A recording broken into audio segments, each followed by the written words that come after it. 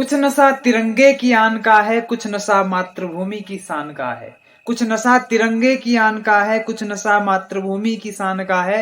हम लहराएंगे हर जगह ये तिरंगा, नशा ये हिंदुस्तान की शान का है। नशा ये हिंदुस्तान की शान का है। नमस्कार साथियों, आज हम बात कर रहे हैं भारत की आजादी, फ्रीडम ऑफ इंडिया के बारे में।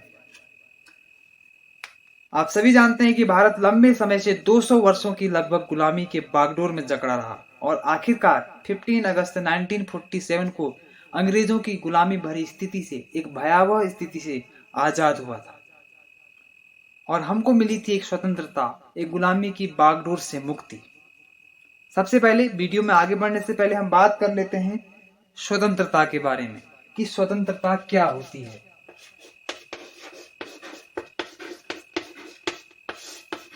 What is liberty? देखिए, अगर सामान्य शब्दों में कहा जाए तो स्वतंत्रता का अर्थ होता है बंधनों का अभाव, व्यक्ति पर बंधनों का अभाव। ये विचारधारा जो है यूरोप से निकली थी और हॉब्स और रूसो जैसे जो पॉलिटिकल थिंकर थे उन्होंने अपने विचार दिए थे। हॉब्स और रूसो का मानना था कि जो स्वतंत्रता है उसका अर्थ है कि व्यक्ति पर किसी भी प्रकार के बंधनों का अभाव का होना। रूसो ने तो यहां तक कहा था कि व्यक्ति जो है स्वतंत्र पैदा हुआ है लेकिन वह सर्वत्र जंजीरों से जकड़ा हुआ है। तो इसको हम कह सकते हैं कि स्वतंत्रता का एक नकारात्मक या निगेटिव वे था। इन दोनों विचारकों या फिर जो स्वतंत्रता का बंधनों का अभाव न होना यह कॉन्सेप्ट था, यह कॉन्सेप्ट स्वतंत्रता के एक निगेटिव वे को दर्शाता है। तो इसलिए व्यक्ति पर प्रतिबंधों का न होना, इसको हम लिबर्टी नहीं कह सकते। तो ये हमारा एक नेगेटिव कॉन्सेप्ट था। उसके बाद जो पॉलिटिकल थिंकर आए उन्होंने इसमें कुछ संशोधन किया और स्वतंत्रता के मायनों को बदला। इसमें प्रमुख पॉलिटिकल थिंकर थे, वे थे मैकियावेली। मैकियावेली ने अपने विचारों में प्रतिपादित कर कहा कि स्वतंत्रता केवल व्यक्ति के पर प्रतिबंधों का अभाव नहीं है, स्वतंत्रता का अर्थ कुछ और भी है। यानी कि स्वतंत्रता वह है जिसमें व्यक्ति क्या है, प्रतिबंधों का तो उस पर अभाव है ही, यानी कि अनुचित प्रतिबंधों का अभाव, और साथ ही स्वतंत्रता के उद्देश्यों पर भी कुछ विचार विमर्श हुआ, जिसमें कहा गया कि व्यक्ति जो है अपने सर्वांगीण विकास के लिए काम करे, उसको अपने योग्य रोजगार प्रदान करने का अधिकार हो। यानी कि स्वतंत्रता को व्यक्ति के सर्वांगीण सोशल, इकोनॉमिक एंड पॉलिटिकल विकास के साथ साथ उसको कुछ फंडामेंटल राइट्स भी प्रोवाइड किए जाएं। तो इसको हम न्यू कॉन्सेप्ट ऑफ लिबर्टी कहते हुए एक पॉजिटिव वे में देखते हैं, तो पाते हैं कि स्वतंत्रता का अर्थ केवल व्यक्ति पर प्रतिबंधों का अभाव नहीं, बल्कि व्यक्ति का सर्वांगीण विकास करते हुए उसके जीवन में उन्नति की जो स्थिति है उसको लाना है। तो ये हमारा स्वतंत्रता का सकारात्मक कॉन्सेप्ट है। अब जैसे इंडिया के संदर्भ में बात की जाए तो भारत जो है 200 वर्षों तक गुलामी की बागडोर में रहा। सबसे पहले जब हुआ कि 1453 में जो यूरोपियन कंट्रीज थी, यूरोपियन कंट्रीज में जो है बहुत सारी चीजें होती थी, व्यापार, आयात निर्यात, लेकिन 1453 में यूरोप से क्या हुआ कि भारत आने वाले जो मार्ग थे वो अवरुद्ध हो गए, वो बंद हो गए। तो फिर समुद्री मार्गों की खोज का जो क्रम था वो स्टार्ट होता है। तो 1498 में एक पुर्तगाली गवर्नर होता है, या हम कह सकते हैं कि नाविक होता है, सेना का गवर्नर या नाविक, वास्को डी गामा। तो वास्को डी गामा वो केरल के कालीकट बंदरगाह में पहुंचता है और केरल के कालीकट बंदरगाह में पहुंचने पर वहां का जो राजा होता है जमोरिन नामक एक शासक होता है। तो वो शासक उसका वेलकम करता है। तो वहीं से हमारी जो गुलामी की स्थिति है वो उत्पन्न हो जाती है। मान लो यदि ऐसा न हुआ होता कि जो वास्को डी गामा नाविक था उसका स्वागत न किया गया होता, उसको वहीं पर हम भगा दिए होते, तो शायद हम गुलाम नहीं होते। तो हमारी जो उदार नीति है, हमारी जो वसुधैव कुटुंबकम की नीति है, वो भी हमारे लिए कहीं ना कहीं कभी कभी घातक भी सिद्ध हुई है। तो हमारे देश की परंपरा अतिथि देवो भव की है। तो हमने अंग्रेजों का स्वागत किया, उनका रिसेप्शन कर दिया। तो इस कारण से क्या हुआ, इतने लंबे समय तक जो अंग्रेज थे वो भारत में शासन भी करने लगे। तो इसके बाद क्या हुआ, 1498 के बाद लगभग बहुत सारी यूरोपियन कंट्रीज की जो कंपनीज थी वो आने लगी और सबने नाम लिखा ईस्ट इंडिया कंपनी, है ना। British east India company, Dutch east India company, French east India company, Portuguese east India company, Danish east India company, तो बहुत सारी कंपनीज आने लगी। तो ब्रिटेन की जो कंपनी थी वो थी ईस्ट इंडिया कंपनी।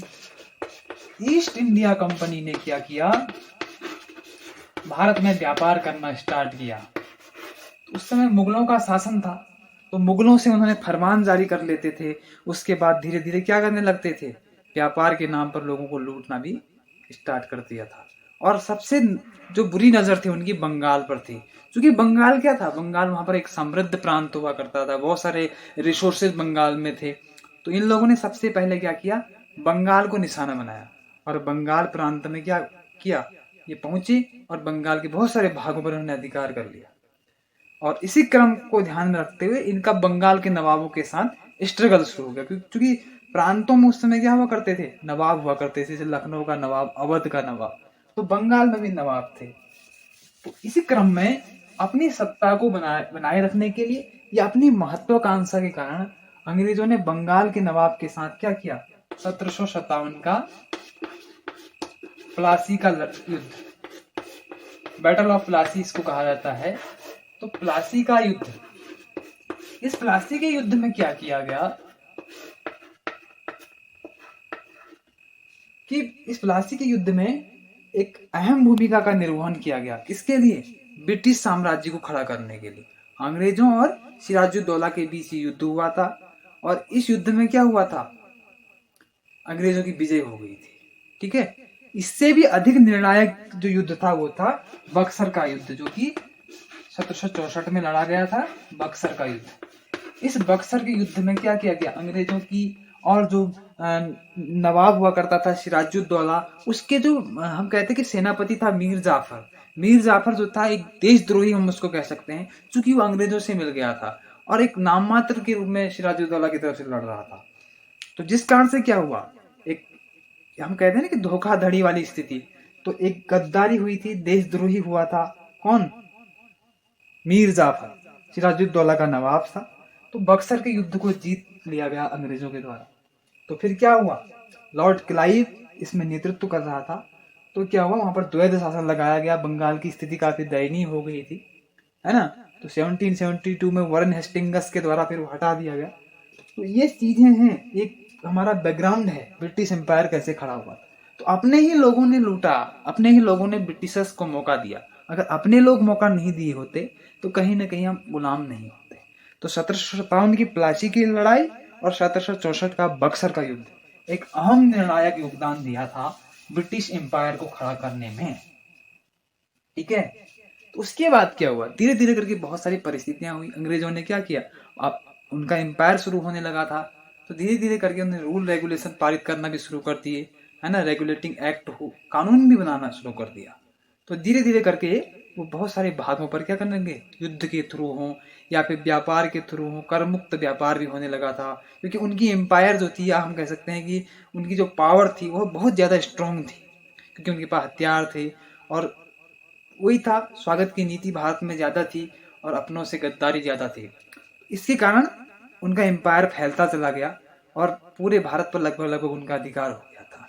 तो उसके बाद 1857 की क्रांति एक चिंगारी के रूप में आई थी अंग्रेजों के विरुद्ध, लेकिन 1857 की क्रांति भी उतना अहम भूमिका नहीं निभा पाई।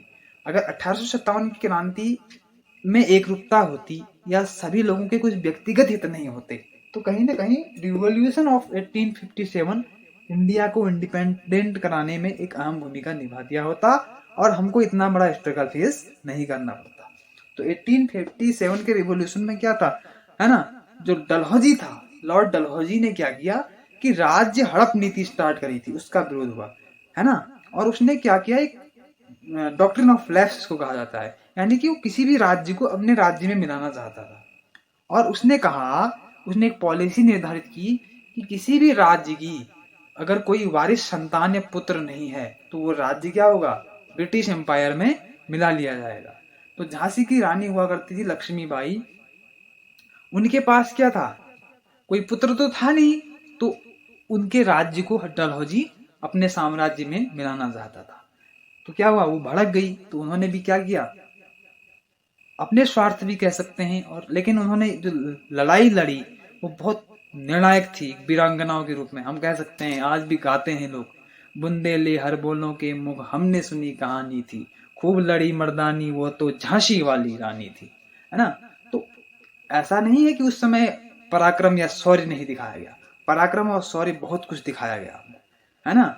बहुत सारे लोग, नाना साहब, तात्या टोपे, है ना, बहुत सारे लोग लड़ रहे थे। सबसे उल्लेखनीय नाम आता है वहां पर मंगल पांडे का, है ना। तो मंगल पांडे बैरकपुर छावनी में 32वीं या 33वीं बटालियन लगभग उसके क्या थे, एक सैनिक हुआ करते थे। जब इन्हें पता चला कि भाई जो कारतूस थे ब्रिटिशर्स के द्वारा बनाए हुए, उनमें जो है गाय और सुअर की चर्बियों का यूज किया जा रहा है, तो इन्होंने उसका भी विरोध किया, क्योंकि ये हिंदू धर्म से रिलेट करते थे।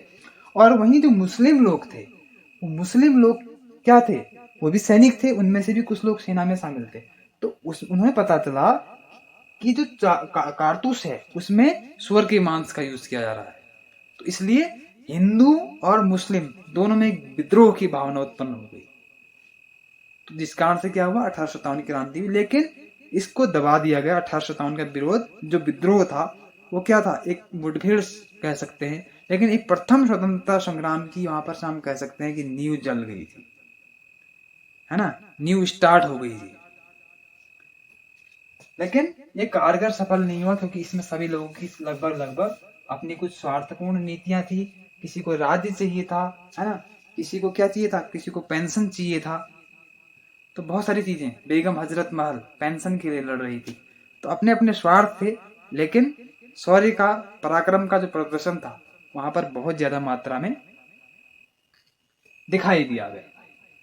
तो ये था 1857 क्रांति के कुछ बिंदु संक्षिप्त रूप में।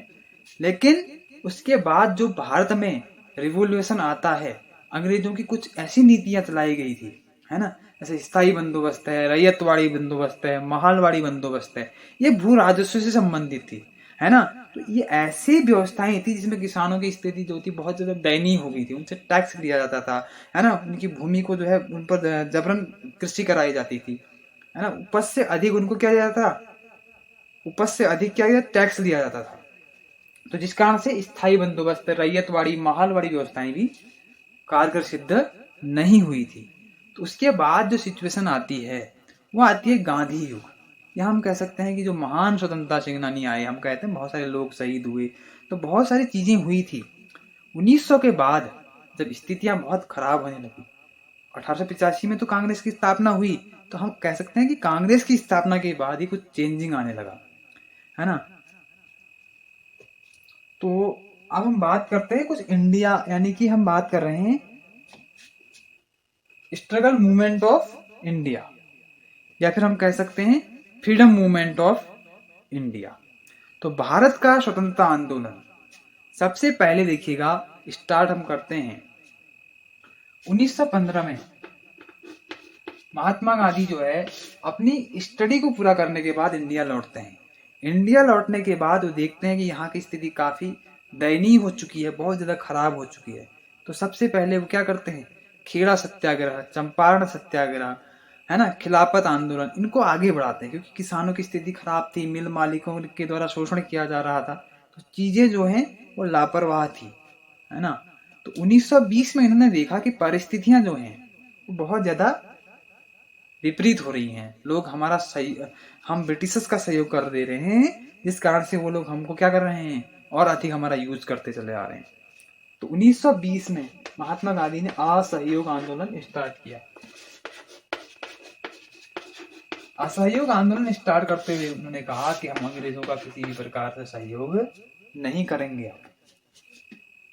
लेकिन इसी बीच क्या होती है, चौरा चौरी नामक स्थान है गोरखपुर में, वहां पर बहुत बड़ा एक कांड हो जाता है, इसमें बहुत सारे लोग मारे जाते हैं, निर्मम घटना हो जाती है ना।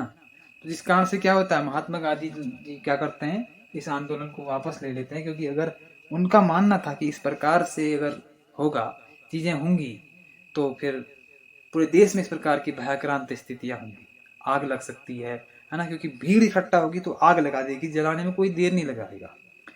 इस असहयोग आंदोलन को लाने के पीछे जो महात्मा गांधी की मंशा थी, वो अंग्रेजों की स्वार्थपूर्ण नीति और निरंकुश शासन कह सकते हैं, या फिर हम कह सकते हैं कट्टरपंथी था जो उन्होंने पैदा की थी, है ना। क्योंकि 1919 में 14 अप्रैल, यहाँ पर हम इस बात का जिक्र अवश्य करना चाहेंगे, 14 अप्रैल 1919 में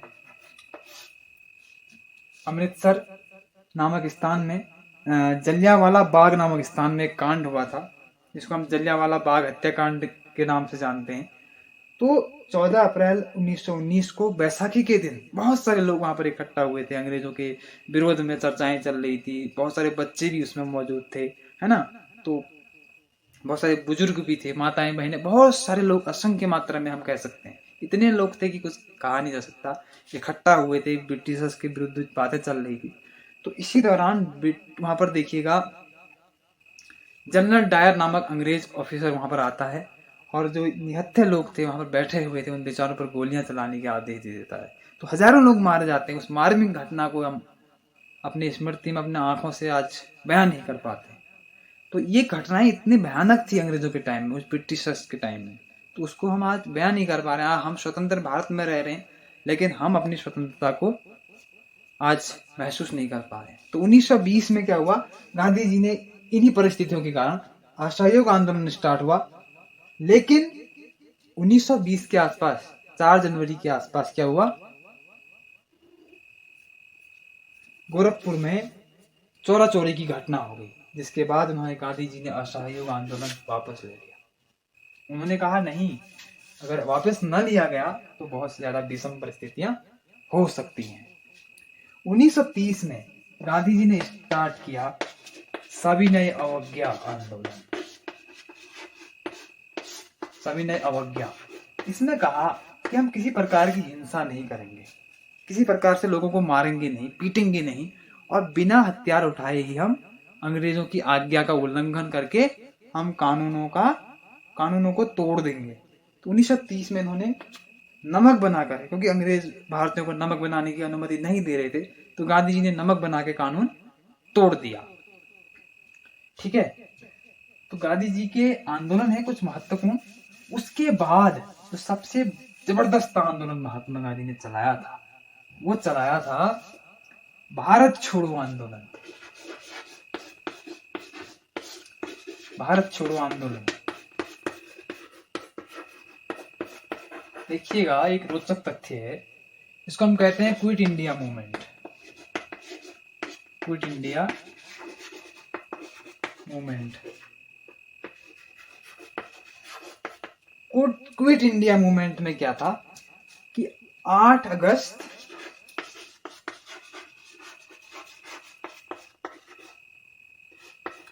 1942 को, देखिएगा 1931 से लेकर के 1945 तक सेकेंड वर्ल्ड वॉर चला। जब 1939 में सेकेंड वर्ल्ड वॉर स्टार्ट हो गया था, तो उस समय जो भारत का वायसराय था वो था लिनी थिगो। लिनी थिगो भारतीयों के पास आकर के कहने लगा कि आप हमें सेकेंड वर्ल्ड वॉर में सहयोग कीजिएगा, आप हमारा सपोर्ट कीजिए, तो हम आपको आजाद करने के विषय में कुछ सोचेंगे। उसने स्पष्टता नहीं कहा कि हम आपको आजाद कर देंगे, है ना। लेकिन महात्मा गांधी ने अपना तर्क दिया कि अंग्रेज जो हैं लोहे की कील पर जंग लगे हुए वस्तु की तरह हैं। क्योंकि 1914 के आसपास जो प्रथम विश्व युद्ध हुआ 1914 से 18 तक, उसमें भी अंग्रेजों ने इसी प्रकार का हमको एक दिखावा किया था कि हम आपके बारे में कुछ अच्छा सोचेंगे, लेकिन अंग्रेजों ने कोई सहयोग नहीं किया था, भारत के बारे में कोई पॉजिटिविटी नहीं दिखाई थी। तो गांधी जी ने क्या किया, तो वो क्या लेके आया था, लिनी थिगो लेके आया था अगस्त प्रस्ताव। किसके लिए, भारत को आजाद कराने या भारत के बारे में अच्छा सोचने के संबंध में। उसने आजाद कराने की बात नहीं कही, उसने कहा कि यदि भारत द्वितीय विश्व युद्ध सेकेंड वर्ल्ड वॉर में हमारा सहयोग करता है तो हम भारत के बारे में कुछ अच्छा सोचेंगे। तो उसने क्या किया, एक अगस्त प्रस्ताव लेके आया था। तो उसने सहायता मांगी थी भारत से, उसको हम कहते हैं अगस्त प्रस्ताव। ये लाया था 8 अगस्त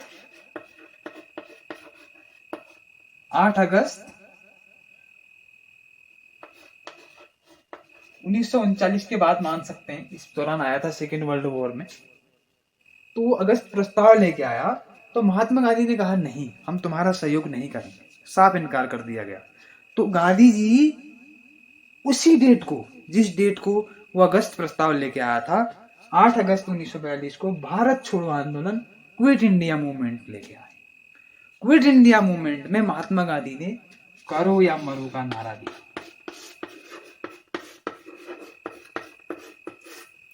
करो या मरो, अंग्रेजों भारत छोड़ो। तो इस प्रकार का ये मूवमेंट स्टार्ट हुआ। इसमें महात्मा गांधी ने क्या किया, ये आगा खान पैलेस मुंबई से स्टार्ट होता है। जो भारत छोड़ो आंदोलन है वो आगा खान पैलेस मुंबई से स्टार्ट होता है। अब जो मेन पॉइंट है उनको आप नोट भी कर सकते हैं, क्योंकि कॉम्पिटिटिव एग्जाम के लिए आपके बहुत ज्यादा बेनिफिट होगा। आगा खान पैलेस, भारत छोड़ो आंदोलन आगा खान पैलेस से स्टार्ट होता है मुंबई के। वहां पर महात्मा गांधी ने एक इतना बढ़िया भाषण दिया, इतना देशभक्त भाषण दिया कि लोग प्रेरित हो गए। किसानों, बच्चों, विद्यार्थियों सबको प्रभावित कर दिए महात्मा गांधी।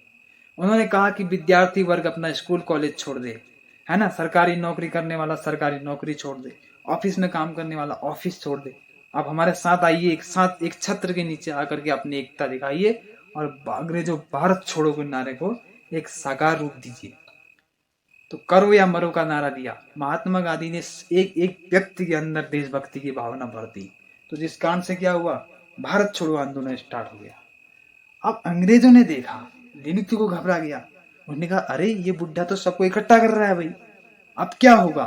महात्मा गांधी तो सबको इकट्ठा कर दिया, सब लोग, कोई लाठी लेके आ रहा है, कोई बंदूक लेके आ रहा है, तो सब मारपीट होने लगा। इतना भयंकर होने लगा कि उसको शब्दों में हम बयान नहीं कर सकते। तो अंग्रेजों ने स्थिति को देखते हुए लिनिथी को, जो गवर्नर था या वायसराय था, उसने हेलीकॉप्टर से स्थिति को रोकने की कोशिश की। लेकिन उस समय जो था अंग्रेजों का जर्मनी, जापान इत्यादि के साथ टसल चल रहा था। तो हिटलर ने अंग्रेजों के सारे हेलीकॉप्टर मार दिए। तो अब अंग्रेजों ने क्या किया, एक मिशन चलाया। उस मिशन को हम कहते हैं operation zero hour. Operation zero hour नामक एक मिशन चलाया। इस मिशन के माध्यम से क्या किया गया, जितने भी बड़े आंदोलन करता थे, है ना, महात्मा गांधी, राजेंद्र प्रसाद, जवाहरलाल नेहरू, सबको क्या कर दिया गया, बंद कर दिया गया, है ना। तो बंद करके जेल में डाल दिया गया और एक भ्रम फैला दिया गया कि आपके सभी जो बड़े बड़े नेता हैं, लीडर हैं, वो बंद हो गए हैं, उनको जेल में डाल दिया गया, अब आप लोग आंदोलन रोक दीजिएगा। लेकिन उसी दौरान एक महत्वपूर्ण भूमिका निभाई थी। किस रूप में, सूचनाओं का आदान प्रदान करने में। वे थी उषा मेहता। उषा मेहता, इन्होंने क्या किया, रेडियो के माध्यम से क्या किया, जनता में प्रचार प्रसार किया कि आप लोग घबराइएगा मत, आंदोलन को जारी रखिए और जो लोग गिरफ्तार किए गए हैं वो जल्दी छूट जाएंगे, और उन लोगों ने आंदोलन वापस नहीं लिया है। उषा मेहता ने रेडियो के माध्यम से जनता को समझाने का प्रयास किया था, है ना। लेकिन अब लीडर नहीं था, तो आप भीड़ क्या करे, भीड़ तितर बितर होने लगी। लेकिन भीड़ लड़ती रही, अंग्रेजों के दफ्तर जला दिए, है ना, विदेशी वस्त्रों की होली जला दी, तो बहुत सारी चीजें होने लगी, एक दंगा फसाद का रूप धारण कर लिया। तो अंग्रेज घबराने लगे। उसके बाद एक नए लीडर के रूप में सामने आए, जिस समय अन्य नेता जेल में थे, पंडित मदन मोहन मालवीय, जिन्होंने BHU या बनारस हिंदू विश्वविद्यालय की स्थापना की थी। महामना पंडित मदन मोहन मालवीय, है ना। अब महात्मा गांधी को जेल में डाला गया, तो महात्मा गांधी वहां पर रस्किन के विचारों का अध्ययन कर रहे थे, है ना। रस्किन के विचार। रस्किन क्या कहता था, रस्किन कहता था कि भूख हड़ताल जो है किसी से भी अपनी बात मनवा सकती है, इसलिए भूख हड़ताल करके हम क्या कर सकते हैं, किसी से भी अपनी बात मनवा सकते हैं। तो इससे अंग्रेज प्रभावित हो गए। उन्होंने कहा कि यार ये बुड्ढा अगर खाएगा पिएगा नहीं तो ये मरेगा जरूर, और ये मर जाएगा तो देश भारत छोड़ो आंदोलन अपने आप वापस ले लेगा। लेकिन महात्मा गांधी बहुत होशियार थे। उन्होंने वहां पर क्या किया, खाना पीना नहीं छोड़ा, उन्होंने खाना पीना जारी रखा, है ना। तो मदन मोहन मालवीय के नेतृत्व में भारत छोड़ो आंदोलन जारी रहा। लेकिन कुछ समय के बाद अंग्रेजों द्वारा इस आंदोलन को दबा दिया गया। अंग्रेज इस आंदोलन को दबाने में सफल हो गए, ठीक है। उसके बाद जो है, कुछ समय के बाद एक नया गवर्नर बन के भारत आया, वायसराय, जिसको हम कहते हैं वेवेल। वेवेल जब भारत आता है तो एक समझौता लेकर आता है, जिसको हम वेवेल समझौता या शिमला समझौता के नाम से जानते हैं। भारत छोड़ो आंदोलन को जब दबा दिया गया तो शिमला समझौता लेकर कौन आता है, वेवेल आता है, नया वायसराय बन के। अब वो क्या कहता है, एक योजना लेके आता है। उसमें कहता है कि जो इंडिया का शासन होगा वो इस आधार पर होगा। वो कहता है कि इंडिया की शासन प्रणाली में 2 सदस्य जो होंगे वो ब्रिटेन से होंगे, ठीक है, एक वायसराय और एक उसका सेनापति। और जो 6 सदस्य होंगे, 6 सदस्य किससे होंगे, वे भारतीय राष्ट्रीय कांग्रेस से होंगे, कांग्रेस से होंगे। और जो 6 सदस्य होंगे वो 6 सदस्य किससे रिलेटेड होंगे, वो 6 सदस्य होंगे मुस्लिम लीग से, ठीक है, मुस्लिम लीग, ठीक है। अब देखिएगा यहां पर जब ये नियम लेके आया था वेवेल, ये योजना लेके आया, तो जो 6 सदस्य ब्रिटेन से थे ये तो ठीक ही है। लेकिन जो 6 सदस्य कांग्रेस के थे, कांग्रेस का मानना था कि हमारी पार्टी में कोई भी व्यक्ति आ सकता है, यानी कि जो हमारे 6 मेंबर है उसमें कोई भी इंक्लूड हो सकता है, चाहे हिंदू धर्म से रिलेट करने वाला व्यक्ति हो या फिर मुस्लिम धर्म से। लेकिन इधर जो मुस्लिम लीग थी, मुस्लिम लीग का मानना था कि हमारे जो सदस्य हैं उसमें केवल मुस्लिम सदस्य ही शामिल हो सकते हैं। तो यहाँ पर ये बहुत ज्यादा अड़ंगा डाल दिया। तो जिस कारण से क्या हुआ, ये शिमला समझौता असफल होता, ये फेल हो गया भाई, ये योजना खत्म हो गई। अब परिस्थितियां तो थी ठीक ठाक नहीं चल रही थी। एक तरफ भारत छोड़ो आंदोलन असफल हो गया, दूसरी ओर ये वेवेल योजना असफल हो गई। तो अंग्रेज करें तो क्या करें, ठीक है। इसी दौरान क्या होता है कि ब्रिटेन के नेता होते हैं क्लीमेंट एटली। क्लीमेंट एटली जो है वो 1942 के बाद भारत आते हैं, और भारत आकर इनका कहना होता है कि भाई अब ब्रिटेन में इलेक्शन होने वाले हैं, और यदि इलेक्शन में हमारी सरकार बनती है ना, क्लीमेंट एटली कहते हैं कि हमारी सरकार, यानी कि एक मजदूर दल से रिलेट करते थे, मजदूर दल, मजदूर दल था तो मजदूरों की पार्टी थी, उससे रिलेशन रखते थे। तो इन्होंने कहा कि यदि ब्रिटेन में हमारी सरकार बनती है तो हम भारत को स्वतंत्र कर देंगे, इसके लिए भारत हमारा प्रचार करे। तो क्या होता है कि फाइनली ब्रिटेन में क्या होता है, इनकी सरकार बन जाती है। किसकी, क्लीमेंट एटली चुनाव जीत जाते हैं, चर्चिल हार जाते हैं। चर्चिल किस दौरान प्रधानमंत्री थे, जिस दौरान भारत छोड़ो आंदोलन चल रहा था, जिस दौरान भारत में अगस्त प्रस्ताव लाया जा रहा था। तो चर्चिल ने भारत को क्या कहा था, महात्मा गांधी को क्या कहा था, महात्मा गांधी को कहा था अर्धनग्न फकीर। याद रखिएगा, अर्धनग्न फकीर। महात्मा गांधी को अर्धनग्न फकीर कहा था चर्चिल ने, जो समय ब्रिटेन का प्रधानमंत्री था। तो ये हार गए, ये बुरी मौत हारे। उसके बाद कौन आए, क्लीमेंट एटली। अब उन्होंने वादा किया था कि भारत को आजाद कर देंगे, क्योंकि भारत को आजाद करना जरूरी भी था, क्योंकि इंग्लैंड जो था वो बुरी तरीके से तबाह हो चुका था। इंग्लैंड में जो था इतना बजट नहीं था कि वो सेना पर इन्वेस्ट करे, क्योंकि उधर जापान उसको मार रहा था, उधर से जर्मनी उसको मार रहा था। तो विश्व युद्ध की चपेट में आने से क्या हुआ, इंग्लैंड की स्थिति पूरी तरीके से खतरनाक हो गई और दयनीय हो गई, और इंग्लैंड में एक रोज का हर घर में एक फौजी शहीद हो गया था। तो मजदूर दल की सरकार बनती है। अब देखिएगा, अब फिर भारत का तर्क होता है कि आप हमको आजाद कीजिए क्योंकि आपकी सरकार बन गई है।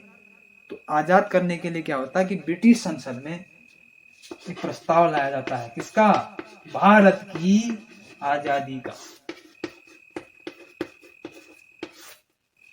4 जुलाई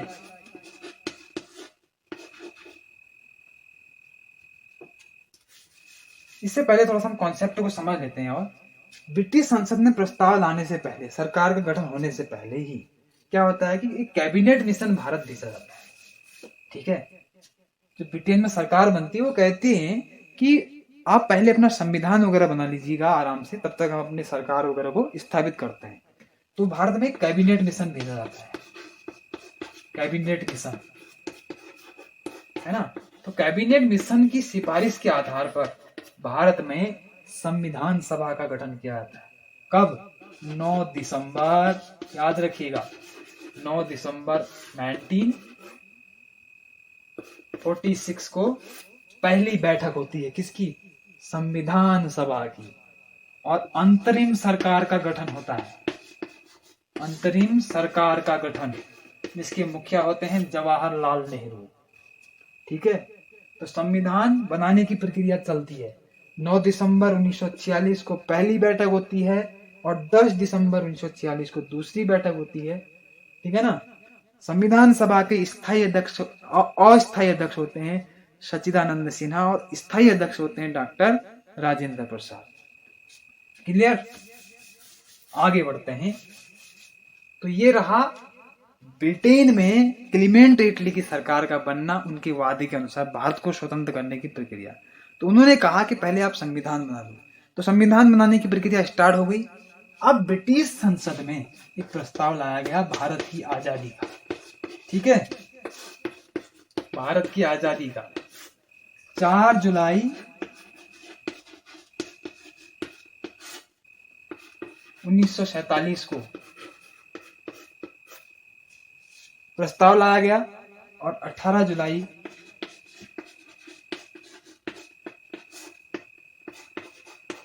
1947 को ये जो प्रस्ताव था ये पारित हो जाता है। और उसके बाद क्योंकि मुस्लिम लीग का मानना था या उनका कहना था कि हमको अलग देश चाहिए, किसके लिए? क्योंकि मुस्लिम राष्ट्र होने के नाते वो अपने लिए अलग राष्ट्र का मांग कर रहे थे। तो 14 अगस्त 1947 को पाकिस्तान एक नया राष्ट्र बना और उसके बाद 15 अगस्त 1947 को भारत जो एक नव स्वतंत्र राष्ट्र के रूप में उभर कर सामने आया। ठीक है, तो ये है हमारे भारत के गुलाम होने से लेकर के आजादी तक का सफर। ठीक है, आई होप आप लोग बहुत अच्छे तरीके से समझ पा रहे होंगे।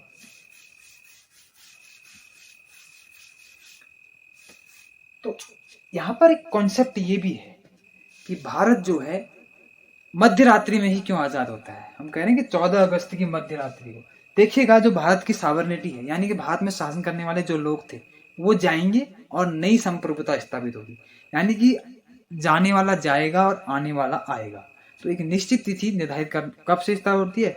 नया दिन रात्रि 12 बजे के बाद स्टार्ट होता है। तो इसीलिए भारत मध्य रात्रि में आजाद हुआ था। तो ये थी भारत की आजादी का एक सफर। आई होप आप लोग समझ गए होंगे। यदि आप समझ रहे हैं तो चैनल को सब्सक्राइब कर लीजिए, वीडियो को लाइक कर लीजिएगा, ताकि हम लोग और मोटिवेशनल एवं एजुकेशनल वीडियो बनाने के लिए प्रोत्साहित होते रहें। तो साथियों, ये था भारत की आज़ादी का सफर। और आज़ादी मिलना केवल महत्वपूर्ण नहीं है, महत्वपूर्ण है कि हम आज़ादी का किस रूप में यूज कर रहे हैं। आज हमको आवश्यकता इस बात की है कि हम अपने स्वतंत्रता जो संग्राम है उसको हम जीवन में कैसे अपनाएं, यानी कि उसकी नीतियों को कैसे अपनाएं और अपनी आज़ादी को अक्षुण्ण कैसे बनाए रखें, ताकि आने वाला समय हमारे लिए लाभदायक हो सके और हम जीवन में कुछ ऐसा करें कि हम उनकी जो स्मृतियां हैं उनको बनाए रखें और साथ में हम जीवन उज्जवल भविष्य की ओर बढ़ें। तो स्वतंत्रता, आज हम फिर भी गुलाम की स्थिति में हैं, क्योंकि आज हम जो है चीज़ों को नहीं पहचान पा रहे हैं।